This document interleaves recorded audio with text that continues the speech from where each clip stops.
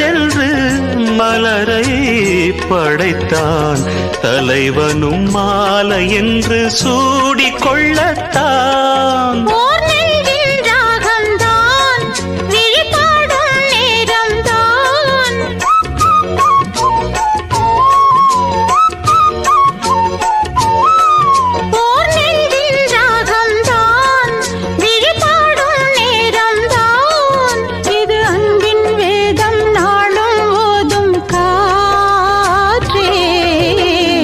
வைகை நதி ஓரம் பொன்மாலை நேரம் காத்தாடுது.